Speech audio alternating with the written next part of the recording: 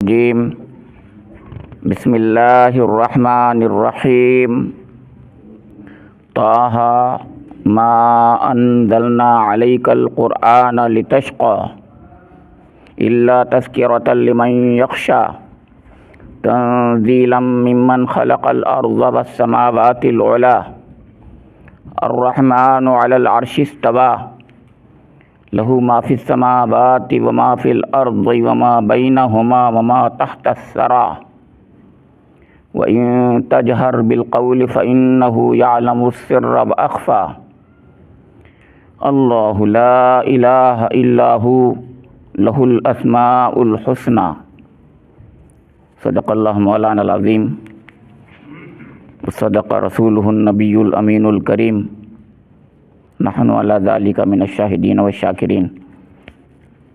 سورہ طٰہٰ کی ابتدائی 8 آیات جن کا ترجمہ کچھ ایسے ہے: طٰہٰ، ہم نے یہ قرآن تم پر اس لیے نازل نہیں کیا ہے کہ تم مصیبت میں پڑ جاؤ، یہ تو ایک یاد دہانی ہے ہر اس شخص کے لیے جو ڈرے۔ نازل کیا گیا ہے اس ذات کی طرف سے جس نے پیدا کیا ہے زمین کو اور بلند آسمانوں کو۔ وہ رحمان کائنات کے تخت سلطنت پر جلوہ فرما ہے، مالک ہے ان سب چیزوں کا جو آسمانوں اور زمین میں ہیں اور جو زمین و آسمان کے درمیان ہیں اور جو مٹی کے نیچے ہیں۔ تم چاہے اپنی بات پکار کر کہو، وہ تو چپکے سے کہی ہوئی بات بلکہ اس سے مخفی تر بات بھی جانتا ہے۔ وہ اللہ ہے، اس کے سوا کوئی خدا نہیں، اس کے لیے بہترین نام ہیں۔ سورہ طٰہٰ ایک مصحف شریف کی 20ویں سورہ ہے، جیسا کہ ہم دیکھ رہے ہیں یہ 16ویں پارے میں ہے۔ اس میں 135 آیات اور 8 رکوع ہیں۔ حضور نبی اکرم محمد مصطفیٰ صلی اللہ تعالیٰ علیہ وآلہ وسلم پر تمام ہی مفسرین کے نزدیک مکہ مکرمہ کے دور نبوت میں نازل ہوئی ہے اور ہجرت حبشہ کے متصل زمانے میں نازل ہوئی ہے۔ حضرت عمر رضی اللہ تعالیٰ عنہ اس وقت تک ایمان نہیں لائے تھے۔ ان آیات میں جو ابتدائی آیات جو آج پڑھی گئیں، اکثر روایات اس بات پر دلالت کرتی ہیں کہ یہ آیات پڑھ کر اور سن کر حضرت عمر رضی اللہ تعالیٰ عنہ ایمان لیا ہے۔ یہ کیوں اتنی مارکۃ الآراء آیات ہیں کہ جس پر ایک ایسا شخص ایمان لے آیا جو کہ حضور نبی اکرم محمد مصطفیٰ صلی اللہ تعالی وسلم کو قتل کرنے کے ارادے سے آیا تھا۔ یہ ذرا غور کرنے کی چیز ہے کہ ان آیات میں کیا وہ خاص بات ہے جس کی وجہ سے یہ کہا جاتا ہے، یہ روایتیں ہیں کہ وہ آیات ہیں یہ۔ ویسے تو قرآن پاک ہر آیت قرآن پاک کی جو ہے ایک ایسی زندگی میں قلب میں تبدیلی لاتی ہے جس کا کوئی اور غیر تصور نہیں کر سکتا، لیکن جس نے اس کا مزہ اور لذت حاصل کر لیا وہ جانتا ہے کہ اس میں وہ انقلابیت ہوتی ہے جس کو دنیا میں تاریخ انسانی نے دیکھا ہے۔ دنیا میں سب لوگ جانتے ہیں کیسے ایک انقلاب رونما ہوا، لیکن جس کو خاص طور سے جس کی لذت وہی محسوس کرتے ہیں جنہوں نے اس کو خاص طور سے اپنے حرز جاں بنا لیا ہے، اپنے قلب کا نور جن کے لیے بن گیا ہے قرآن پاک، ان کو محسوس ہوتا ہے کہ یہ آیات اس کے اندر جو ہے وہ انقلابیت ہے۔ قرآن پاک تمامی انسانوں کو جس پیار سے محبت سے خطاب کرتا ہے کہ اس کی رحمانیت اسی کی طرف تقاضا کرتی ہے۔ تو وہ اپنے حبیب کو جس پیارے انداز سے خطاب کرتا ہوگا اس کی ایک مثال ہے یہ۔ ہم سب بندوں سے بہت محبت کرتا، وہ بہت ہی محبت کرتا ہے۔ وَهُوَ الْغَفُورُ الْوَدُودُ ذُو الْعَرْشِ الْمَجِيدُ۔ ودود جسے کہتے ہیں وہ محبت کا تصور آپ نہیں کر سکتے، ودودیت میں جو محبت ہوتی ہے، ماں باپ سے زیادہ محبت کرنا یہ ودودیت ہے اللہ تعالیٰ کی۔ تو طٰہٰ جب اللہ تعالیٰ فرما رہا ہے، جس کا روایتوں سے معلوم ہوتا ہے کہ حضور کو خطاب کیا گیا ہے، اور علامہ اقبال نے آپ کو تو پتہ ہی ہے کہ اس طرف توجہ اس انداز سے لگائی ہے کہ نگاہ عشق و مستی میں وہی اول وہی آخر حضور کے لیے کہا جا رہا ہے، وہی قرآن وہی فرقان وہی یاسین وہی طٰہٰ۔ تو یہ طٰہٰ حضور نبی اکرم کو کہا جا رہا ہے، نگاہ عشق و مستی میں وہی اول وہی آخر۔ حضور نبی اکرم کی خوبیاں بیان کر رہے ہیں علامہ اقبال، اور پھر کہہ رہے ہیں اسے۔ اب اللہ تعالیٰ اپنے حبیب کو خطاب کر رہا ہے۔ کیوں خطاب کر رہا ہے ایسا؟ حضور جو ہیں اتنی مشقت کر رہے ہیں، اتنے پریشان ہیں، اتنے تکلیف میں مبتلا ہو گئے ہیں، اب اس کے بارے میں روایتیں آ رہی ہیں۔ یہ سب کچھ اس کی شان نزول میں روایتیں ہیں۔ روایتیں یہ آ رہی ہیں کہ حضور نبی اکرم کو جب اللہ تعالیٰ نے فرمایا کہ یا ایھا المزمل قم اللیل الا قلیلا نصفہ او انقص منہ قلیلا او زد علیہ ورتل القرآن ترتیلا، آپ رات بھر ہی کھڑے ہو گئے، سوتے ہی نہیں۔ حالانکہ قرآن میں نصفہ او انقص منہ قلیلا کہا تھا، لیکن رات بھر کھڑے ہوئے، کچھ 2/3 رات کھڑے ہو گئے۔ قرآن میں خود بھی کہا 2/3 کھڑے ہو جاتے ہیں آگے۔ تو گویا 2/2 رات آپ کی جو ہے نیند کی وجہ سے، نیند کی کمی کی وجہ سے اور کھڑے ہونے کی وجہ سے جو تکلیفیں دو، نیند ایک بشری تقاضا ہے، قرآن خود کہتا ہے سباتن ہے، وہ اس سے ثبات ملتا ہے، بہت انسان کو سکون ملتا ہے۔ تو وہ سکون ختم ہو جائے گا جو انسانی زندگی کے لیے ضروری ہے، اور حضور کے پیر مبارک پر ون آنا شروع ہو گیا اس زمانے سے یہ۔ اور دن بھر آپ جو ہیں ہر وقت ہر گھڑی اسی تگ و دو میں لگے رہتے تھے کہ اس کے پاس جاؤں اور اب اس کے پاس جاؤں اور اب اس کے پاس جاؤں، اس سے یہ کہوں تو کیسے کہوں، کیا کہوں، ہر وقت ہر گھڑی اسی میں تگ و دو میں لگے ہوئے تھے۔ یعنی نہ دن کا کوئی لمحہ آپ کے لیے ایک ذرا سا بھی جو ہے آرام کا ہو سکتا تھا، نہ رات کا۔ اس سے کیا تھا، آپ کی صحت پر بہت اس کا خراب اثر پڑ رہا تھا۔ بشری تو تھے آپ۔ تو اب دیکھیے ایسے وقت میں رب کریم اپنے حبیب کو کیسے خطاب کر رہا ہے، یہ ہے بات بہت بنیادی۔ ایک تو خطاب غور کیجئے کس طریقے سے، یعنی کس پیارے انداز میں کیا لقب دے کر کے آپ کو جو ہے پیارے انداز میں خطاب کیا ہے۔ طٰہٰ طٰہٰ طیب و طاہر اور ہادی کا مخفف، سمجھیں، یا رجل کا اے رجل، اے بندے، اے مرد، یہ اس کے لیے بھی کہا گیا ہے لوگوں نے۔ تو گویا کہ حضور نبی اکرم کو اے مرد مومن، اے پاک باز مرد مومن، اے ہدایت کے پیاسے، ہدایت کے آخری انتہا کرنے والے، ہدایت کے لیے سرگرداں رہنے والے، ما انزلنا علیک القرآن لتشقی، ہم نے اس قرآن پاک کو اس لیے تھوڑی نازل کیا تھا کہ آپ مصیبت میں پڑ جائیں۔ دیکھیے کیا بات کہی جا رہی ہے، اب غور کیجئے کیا بات کہی جا رہی ہے۔ ہم نے قرآن پاک کو اس لیے نازل نہیں کیا ہے کہ آپ مصیبت میں پڑ جائیں۔ ما انزلنا علیک القرآن، آپ پر یہ قرآن اس لیے نازل نہیں کیا گیا ہے کہ لتشقی، آپ مشقت میں پڑ جائیں، مصیبت میں پڑ جائیں۔ کیا بات ہے، اس سے اندازہ لگائیں ہم لوگ کہ ایکچولی مطالبہ کیا ہے، ہم سے بھی مطالبہ کیا، ہم تو اس کا ذرہ اشیر بھی کوئی بھی نہیں کرتا، راتوں دن تگ و دو میں لگے ہوئے ہیں، وہ ہے نہیں۔ اور یہاں یہ ہے کہ ذرا سے ایک گھنٹہ، ایک آدھ گھنٹہ، ایک ہفتے میں ایک آدھ دے دیتے ہیں تو بھی پریشانی ہو جاتی ہے ہم لوگ۔ یہ غور کیجئے، وہاں یہ کہا جا رہا ہے کہ اتنی محنت نہ کیجئے، یہاں یہ ہے ظاہر حال یہی ہے کہ ہم اگر اللہ کے حضور کھڑے ہو گئے اور پوچھنے لگا کہ تم نے جو ہے وما خلقت الجن والانس الا لیعبدون، میں نے کہا تھا کہ میں نے تمہیں بنایا اس لیے تھا کہ تم عبادت، انسان اور جن کو بنایا اس لیے ہے کہ عبادت کے واسطے، تم نے کتنی عبادت کی، تو ہمارے پاس کوئی جواب نہیں ہے۔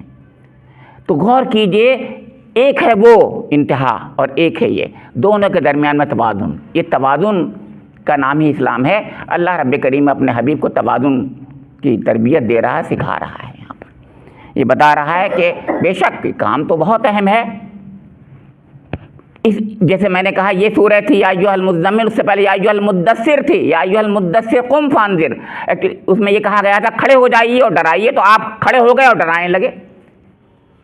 تو دن میں وہ انذار کرتے تھے اور رات میں قم اللیل تھا، دن میں انذار تھا، رات کو جو ہے یہ جو ہے کھڑے ہو کر کے آپ قرآن پاک کو پڑھتے تھے، جو کچھ بھی تھا ہر وقت رات بھر پڑھتے تھے۔ سوچیے اتنی زیادہ تگ و دو مصیبت میں، اور ہر وقت یہی تھا کہ میری کیا کوتاہی ہو رہی ہے، میری طرف سے کیا کوتاہی ہو رہی ہے، کیوں نہیں ایمان لا رہے، کیوں ایمان نہیں لا رہے ہیں، یہ کیا میں نے کوئی غلط طریقے سے بات کہہ دی ہے، کوئی کہیں کمی تو نہیں ہو گئی ہے، کوئی کوتاہی تو نہیں ہو گئی ہے۔ ہر وقت ہر گھڑی یہی آپ کو خیال رہتا تھا۔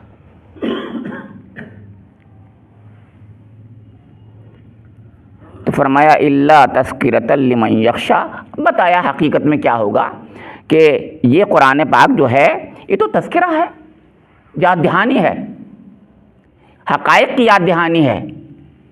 غافل لوگوں کو غفلت سے ان حقائق کی طرف یاد دہانی کراتا ہے قرآن پاک۔ اس کا کام یہ ہے، یعنی کوئی نئی بات نہیں بتاتا، تذکرہ میں یہ مطلب ہوتا ہے کوئی نئی بات نہیں بتاتا ہے، بلکہ جو ہماری فطرت کی آواز ہے اسی فطرت کی آواز کو، یا فطرت جو ہے ہماری جو ہے سو گئی ہے جو، اس کو جگا کر کے یاد دلاتا ہے، یاد دہانی کراتا ہے اس کو، غفلت میں جو سو رہے ہیں ان کو یاد دہانی کراتا ہے، حقیقتوں کی یاد دہانی کراتا ہے۔ مگر اس سے جو سبق حاصل کرتے ہیں زندگی جن کی بدلتی ہے وہ لمن یخشی ہیں۔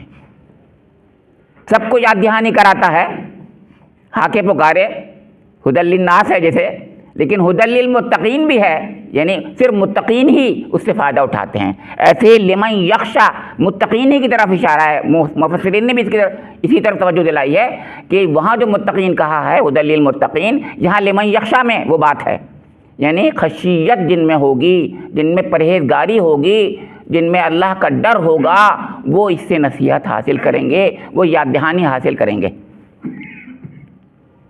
یہ سب حضور کی تسلی کے لیے ہے، یاد رکھیے، سب کچھ تسلی کے لیے ہو رہا ہے۔ پھر فرمایا تنزیلا ممن خلق الارض والسماوات العلی الرحمن علی العرش استوی، یہ نازل کیا گیا ہے، تنزیل ہے یہ، ممن خلق الارض والسماوات العلی، جس نے زمینوں کی تخلیق کی، زمین کی تخلیق کی اور آسمانوں کی، جو کہ بہت بلند آسمان ہیں ان کی تخلیق کی، یعنی اس کے اندر اللہ رب کریم کا وہ مرتبہ، بلند مرتبہ، اس کی شان کا اظہار ہو رہا ہے۔ تو جس اللہ کی یہ شان ہے کہ اس نے آسمان و زمین کو، اور زمین نہیں بلکہ آسمانوں میں سماوات العلیٰ کو بنایا ہے، بلند و بالا آسمان کو بنایا ہے، تو اس کا کلام بھی ایسے ہی بلند و بالا ہے۔ یہ کہنا ہے کسی سائل کی جو ہے آواز نہیں ہے، مولانا امین صاحب بار بار یہ کہتے ہیں کسی سائل کی آواز نہیں ہے کہ سائل ہم نے آواز لگا دی، کسی نے دے دیا تو بہت خوش ہو گیا ہے، نہیں تو خاموشی سے چلا گیا، محروم رہ گیا۔ یہ کچھ نہیں ہے کہ سائل کی نہیں ہے آپ کسی، بلکہ تنزیل کے اندر اہتمام کا پہلو پایا جاتا ہے، اور جستا جستا تھوڑا تھوڑا کر کے آپ کو جو کلام نازل کیا جا رہا ہے، تو اس کے اندر یہی مقصد ہے کہ اس کی شان کا اظہار ہو، شان کا اظہار اس میں ہوتا ہے، یہ کہا ہے۔ تو اور پھر فرمایا کہ وہ الرحمن ہے، پہلے میں تو اللہ تعالیٰ کی اس شان کا شان عالی مقام کا ذکر ہے، اور دوسری طرف اس کی شان رحمت کا ذکر ہے۔ اسی بات کو جو ہے قرآن پاک نے خود کھولا ہے کہ الرحمن علم القرآن خلق الانسان علمہ البیان، رحمان وہ ہے جس نے علم القرآن، قرآن کا علم دیا ہے۔ الرحمن علم القرآن خلق الانسان علمہ البیان، جس نے انسان کو بنایا ہے کہ وہ بولنے کے قابل ہوا ہے، نطق جس کو دیا ہے، اور کسی بھی ظاہر ہے یہاں مخلوق میں وہ نطق نہیں ملا ہے جو انسان کو ملا ہوا۔ کیا بات، تو اس میں بڑی خوبیاں ہیں۔ ہمارے ڈاکٹر اسرار صاحب نے اس کی اتنے حصے کی جو تفسیر کی ہے، جو بیان کیا ہے، بہت ہی بہترین بیان ہے، کبھی آپ سنیے اس کو، بہت ہی بہترین ہے۔ الرحمن علم القرآن خلق الانسان علمہ البیان۔ تو الرحمن علی العرش استوی، فرمایا کہ وہ رحمان تخت سلطنت پر جلوہ فرما ہے، یعنی پوری کائنات پر اس کی فرما روائی ہے، یہ مطلب کہنے کا ہے۔ اللہ رب کریم کی شان کا اظہار، یعنی اسی لیے میں نے بتایا کہ جب اللہ تعالیٰ اپنی شان کا اظہار کر رہا ہے اس پرسپیکٹیو میں کر رہا ہے یہاں پر کہ تو اس کا کلام کتنا عالی شان ہوگا، یہ مطلب تھا۔ تو اپنے کلام کی سطوت و جلال کا ذکر اللہ تعالیٰ کر رہا ہے، اس کی بلندیوں کا اللہ تعالیٰ اظہار کر رہا ہے۔ تو اب اس بلندی کو کون سمجھے گا؟ وہی سمجھتے تھے جو اس کے رازداں تھے، جس زبان کو جانتے تھے۔ چنانچہ جب حضرت عمر نے اس کو سنا ہے سمجھ گئے کہ یہ جو کہا جا رہا ہے، میں یہ عرض کر رہا تھا کہ یہ سمجھے کہ یہ وہی ہے جیسا کہہ رہا ہے، بالکل ایسا ہی ہے۔ انہوں نے یہی کہا کہ بہت ہی بلند اور اعلیٰ، یہ تو بہت ہی بلند اور اعلیٰ کلام ہے، ہیں ایسے۔ بس پہلا ان کا ریئیکشن یہی تھا جب سنا۔ اور وہ قصہ پورا کیا ہے آپ جانتے ہی ہیں، جیسے میں نے اشارہ بھی کر دوں، اس کی شان نزول میں جو آیتیں ہیں یہ ہے کہ حضرت عمر رضی اللہ تعالیٰ عنہ ان حالات سے جو حضور نبی اکرم کی نبوت کے بعد پیدا ہو گئے تھے وہاں پر بہت ہی پریشان تھے۔ اب دیکھیے ہر ایک اپنے انداز میں سمجھتا ہے چیزوں کو لیتا ہے۔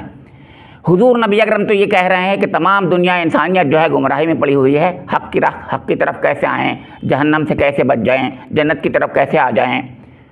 تو میں نے اب دوسری طرف سے یہ ایک ہیں یعنی حضرت عمر رضی اللہ تعالیٰ عنہ، وہ یہ کہہ رہے ہیں اس شخص کی وجہ سے مصیبت آ گئی ہے، سب تفرقہ پڑ گیا آپس میں، بھائی سے جدا ہو گیا ہے، باپ اولاد سے دور ہو گئی ہے، تفرقہ پڑ گیا ہے، یہ نیا دین نرالا دین لے کے آیا ہے، دین بھائی کو چھوڑ دیا ہے، سب اچھے خاصے ٹھیک ٹھاک لوگ تھے، خاموشی سے زندگی گزار رہے تھے، یہاں پر ایک تفرقہ ڈال دیا اس شخص نے۔ دیکھ رہے ہیں دونوں اپنی جگہ پر ایک یعنی اپنے لحاظ سے صحیح بات سوچ رہے ہیں، لیکن کون صحیح ہے کون غلط ہے یہ آپ سمجھتے ہیں، ہم بھی سمجھتے ہیں، کہ بعد میں حضرت عمر بھی سمجھ گئے کہ میں غلط ہوں، لیکن اس وقت وہ یہی کہہ رہے ہیں، لہذا انہوں نے یہ فیصلہ کیا۔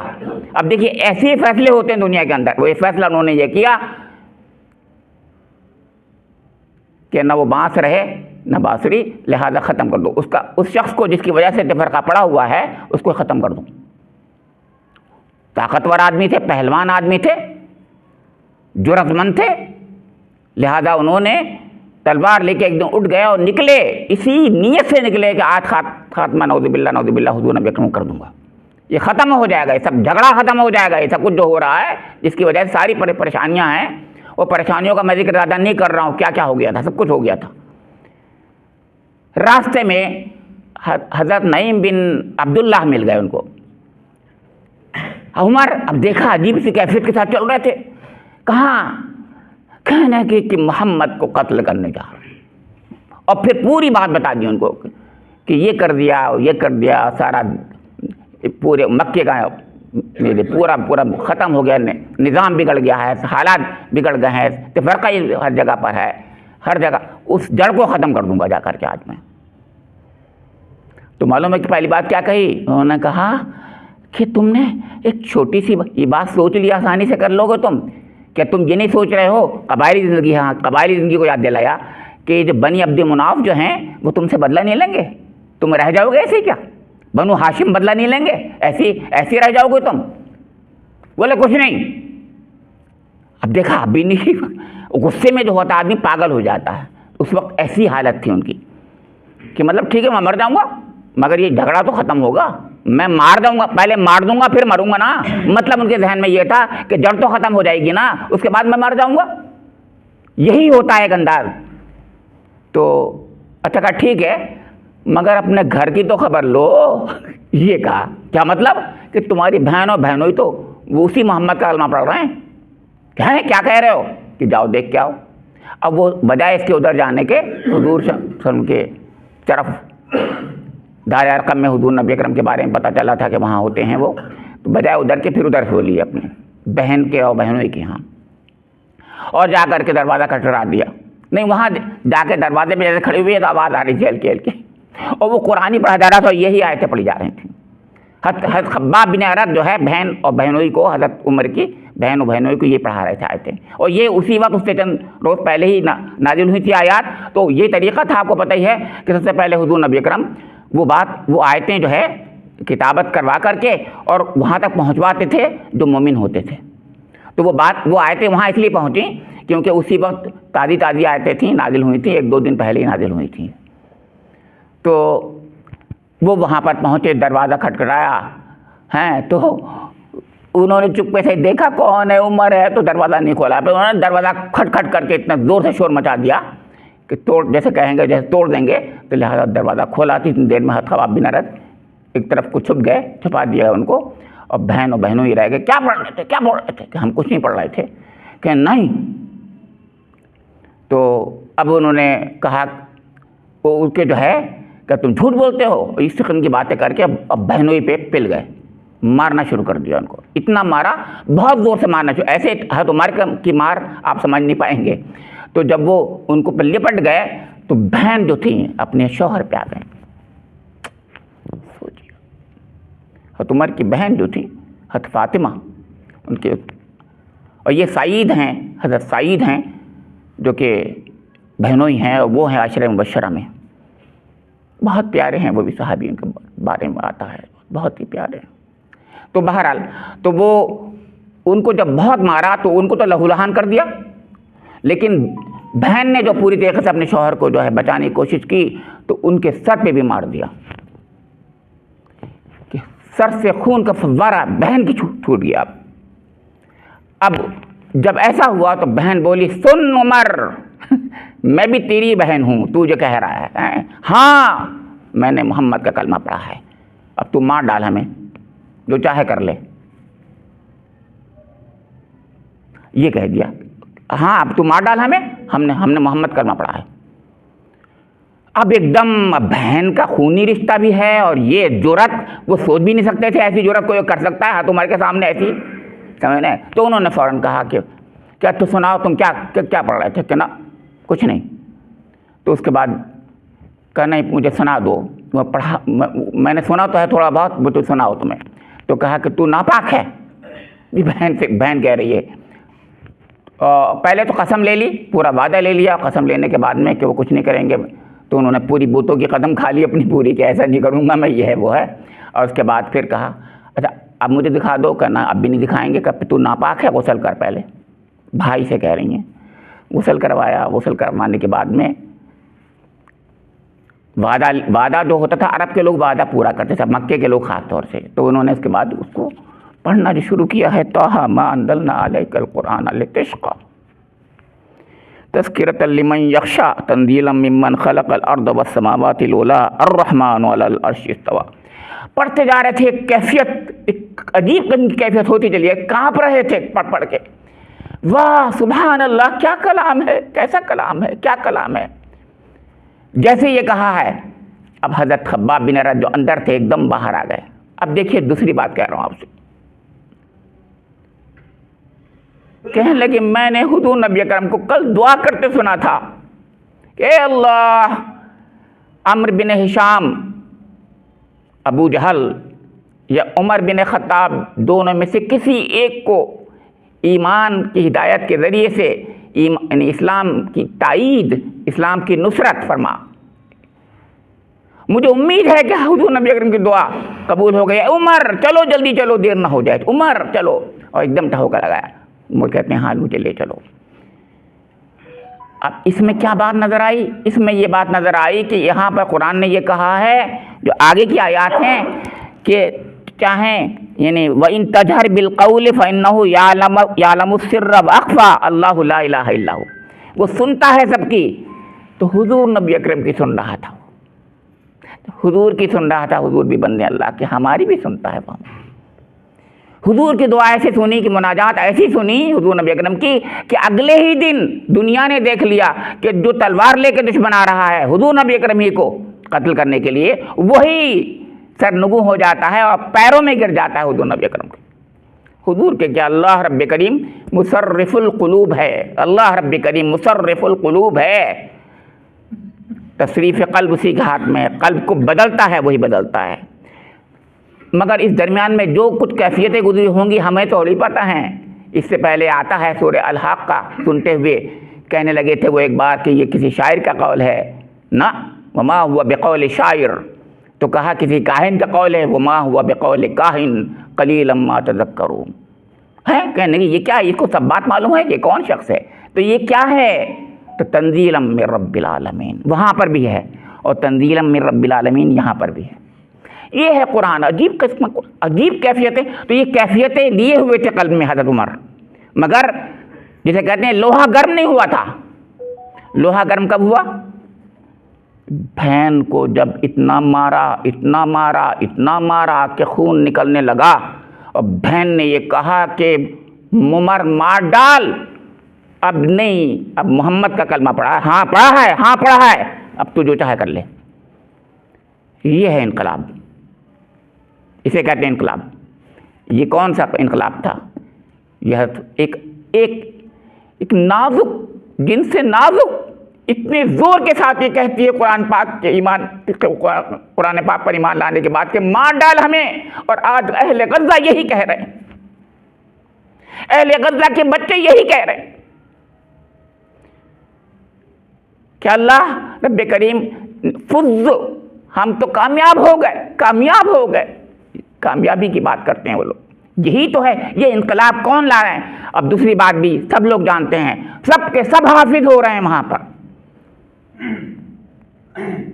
بچے بڑے بوڑھے عورت مرد سب کے سب حافظ ہو رہے ہیں۔ وہاں شادی کا مہر کچھ نہیں، وہ کہتے ہیں نہیں، بس حفظ کر کے دکھاؤ، سب کو حفظ کرنا ہے قرآن۔ اسی قرآن نے تو آج دنیا میں 1400 سال بعد جو انقلاب رونما کیا ہے، تو اس وقت تو کیا کہنے، سبحان اللہ، اس وقت تو اللہ کا رسول ان کے درمیان میں موجود تھا۔ بہرحال میں آگے بڑھ رہا ہوں، اور بات یہیں پر، لہو ما فی السماوات وما فی الارض وما بینہما وما تحت الثری وان تجہر بالقول فانہ یعلم السر واخفی اللہ لا الہ الا ہو لہ الاسماء۔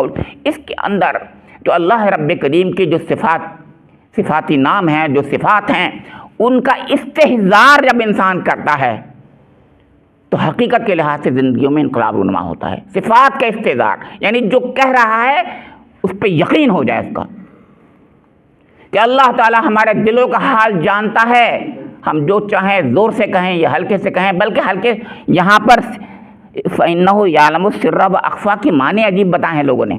انہوں نے کہا سر بذات خود دل میں آئے ہوئے خیال کا نام ہے، اس کو جانتا ہے، دل میں آئے ہوئے خیال کا، اور واقفہ اس سے بھی چھپا ہوا۔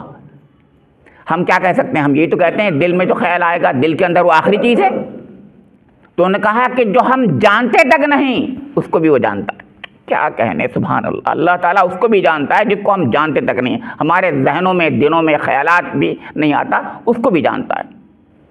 ہم تو زیادہ سر تک سمجھتے ہیں، یعنی ہمارے دل کے اندر خیال آیا، ہم سمجھ رہے ہیں، ہم نے دعا کی، ہم نے ایک چیز مانگی اللہ تعالیٰ سے، لیکن اللہ تعالیٰ تو اس چیز کو دیتا ہے جس کے ہم محتاج ہیں، ہم جانتے تک نہیں کہ ہم اس کے محتاج ہیں، ہم نے مانگا تک نہیں کبھی، لیکن وہ دے دیتا ہے۔ تو یہاں پر میں نے بتایا مانگنے کی بات ہوئی، تو دیکھیے اللہ کے رسول نے مانگا تو اگلے دن ان کو مل گیا، فوراً اس کا نتیجہ بھی نظر آ رہا ہے۔ آج میں بھی تو آپ بھی مانگ کے دیکھیں اپنے رب سے، مانگا ہے ہم نے بھی، لیکن دل سے نہیں مانگا۔ کبھی مانگا ہے تو یقیناً ملا ہے، ضرور ملا ہے، ملتا ہے اور ملے گا انشاءاللہ، ضرور ملے گا۔ دل سے نہیں مانگ پاتے ہم، پورے استحضار کے ساتھ مانگیں، ان صفات کے استحضار کے ساتھ، لہو ما فی السماوات وما فی الارض وما بینہما وما تحت الثری، آسمانوں کی بلندیاں اور پاتال کی گہرائیاں، اور نیچے اس کے نیچے ہے تحت الثری، سرا بذات خود زمین کے نیچے کی پرت کو بولتے ہیں، اور تحت اس کے بھی نیچے کی بات کی جا رہی ہے۔ سمجھ رہے ہیں آپ لوگ؟ یہ سوچیے آپ، قرآن پاک اس کو سب کو جانتا ہے، اور سب جگہ اس کی یعنی بادشاہت ہے، لہو ما فی السماوات۔ تو کیا کہنے، اللہ لا الہ الا ہو، یہاں پر یہ کہا گیا ہے کہ اللہ لا الہ الا ہو کا مطلب یہ نہیں ہے کہ صرف ایک حقیقت کا اظہار ہے، بلکہ اس صفت والے اللہ کو جب تم تسلیم کر لو گے اور مان لو گے کہ اللہ وہ ہے جس کے سوا کوئی خدا نہیں، اپنی پوری صفات کے ساتھ میں، اس کے مطابق آپ کے ساتھ معاملہ ہوگا۔ پھر آپ نے کہا میرا حاجت روا مشکل کشا میرا رب ہے صرف، تو اللہ نے حاجت روائی مشکل کشائی کر دی ساری۔ یہ ہے مطلب اس کا۔ ہم نے کہا اللہ علیم و خبیر ہے، اللہ سمیع و بصیر ہے، وہ دیکھ رہا ہے، تو بس جب مجھے یقین ہو گیا وہ دیکھ رہا ہے، تو بس وہ یقین کہ میں کیا، میری بساط کیا، وہ تو مجھے ایسا دیکھ رہا ہے ہر گھڑی ہر لمحے، تو پھر سمجھ لیجئے کہ اب مجھے کوئی خطرہ نہیں، مجھے کوئی اندیشہ نہیں، وہ تو دیکھ ہی رہا ہے، پوری طریقے سے دیکھ رہا ہے۔ ایسا اطمینان، ایسی سکینت ملے گی کہ وہ دیکھ رہا ہے، میرے سارے معاملات کو جانتا ہے، اور جانتا نہیں ہے، وہ خوب دیکھ رہا ہے۔ یہ صفات کا استحضار جو ہے اس کی کہتے ہیں لازم کی طرف لے جاتا ہے، یعنی یہ کہ اس کی حقیقتوں کا استحضار سے زندگیوں کے اندر ہمارے اندر ایک انقلاب رونما ہوتا ہے۔ رب کریم سے میری دعا ہے کہ مجھے اور آپ لوگوں کو قرآن پاک کو تھوڑا بہت حقیرتا حصہ وہ نصیب فرما دیجئے کہ جس کے ذریعے سے کم ہمارے دلوں میں سکینت، اطمینان پیدا ہو جائے، اور ہمارے قلوب منور ہو جائیں، ہماری زندگی جو ہے اس میں وہ سکون مل جائے جس کے لیے دنیا پریشان ہے۔ اللہ تعالیٰ جو ہے اس دنیا میں بھی ہماری زندگیوں میں وہ خوبیاں، وہ نور نصیب فرما دے جس کے ذریعے سے حقیقت میں انسانیت پنپتی ہے، انسانیت جو ہے جس کے ذریعے سے زندہ ہوتی ہے، اور ہماری آخرت بھی بن جائے۔ رب کریم ربنا تقبل منا انک انت السمیع العلیم تب علینا انک انت التواب الرحیم وآخر دعوانا ان الحمد للہ رب العالمین۔